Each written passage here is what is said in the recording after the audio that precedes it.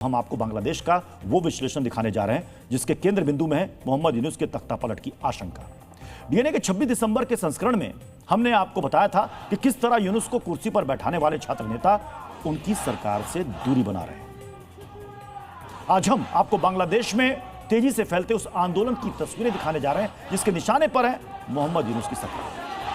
यूनुस के तख्तापलट से जुड़े इस विश्लेषण को समझने के लिए आपको सबसे पहले ढाका से 24 घंटे पहले आई तस्वीरों पर हमारी वीडियो रिपोर्ट बेहद गौर से देखनी चाहिए। ढाका का शाहबाग चौक, रात का अंधेरा, और इस अंधेरे को चीरती सुनाई देती है हादी हादी की आवाज। ये उन्मादी भीड़ बांग्लादेश के कट्टरपंथी छात्र नेता उस्मान हादी के समर्थकों की है, जो हादी की हत्या पर जल्द से जल्द और ठोस कार्रवाई चाहते हैं।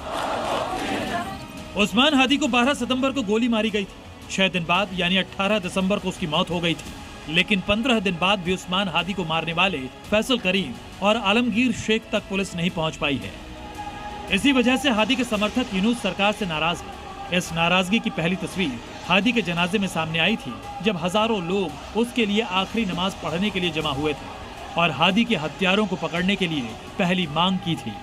इतनी भारी भीड़ जमा होने से ही यूनुस को समझ जाना चाहिए था कि कथित छात्र आंदोलन की आड़ में उस्मान हादी बांग्लादेश के कट्टरपंथी हलकों में अपनी पैठ बना चुका है। यही वजह थी कि हादी के जनाजे में अंसार उल बांग्ला टीम जैसे आतंकी गुट के दहशतगर्द भी शामिल हुए, लेकिन यूनुस इस माहौल को भांपने में चूक गए। इसी का नतीजा है कि ढाका के शाहबाग चौक पर हादी समर्थकों ने आंदोलित होकर यूनुस को सीधा चैलेंज दिया। हादी समर्थकों ने उसकी मौत के बाद यूनुस सरकार पर संगीन इल्जाम भी लगाए हैं।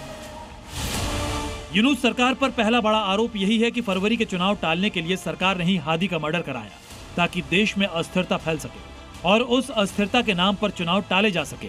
हादी का सगा भाई ये आरोप लगा चुका है कि हादी के मौत के पीछे जो तत्व हैं, उनका यूनुस सरकार से सीधा संपर्क है। हादी के हत्यारों को पकड़ने की मांग करने वाले इनकलाबी मोर्चे का इल्जाम है कि पुलिस ने जांच में कोताही बरती है। हादी समर्थकों का मोर्चा सिर्फ ऊपरी चेहरा है। दरअसल इस कथित आंदोलन के पीछे जमाते इस्लामी जैसे कट्टरपंथी गुट हैं, जो आंदोलन की आड़ में यूनुस को बेदखल करके अपनी पकड़ मजबूत करना चाहते हैं। हादी समर्थकों का एक कथित आंदोलन 26 दिसंबर की रात को शुरू हुआ था और ये 27 दिसंबर को भी जारी रहा। लगातार सड़क पर बैठकर कट्टरपंथी हादी के समर्थक यूनुस को सीधा संदेश दे रहे हैं, अगर हादी के हत्यारों को नहीं पकड़ा गया तो शेख हसीना के साथ जो हुआ था वही मोहम्मद यूनुस के साथ भी हो सकता है। जिस शाहबाग चौक पर हादी समर्थकों का हुजूम जमा है, उसका अपना एक इतिहास है।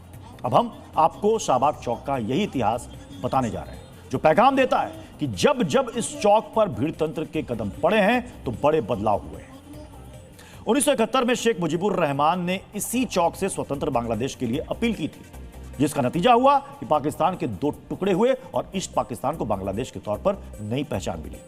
साल 2013 में इसी चौक पर 1971 के युद्ध अपराधियों को सजा देने के लिए आंदोलन किया गया था, जिसके बाद पूर्व रजाकारों को सलाखों के पीछे ठूंस दिया गया था। शेख हसीना का तख्ता पलट करने वाले कथित छात्र आंदोलन का जनक भी यही शाहबाग चौक ही है।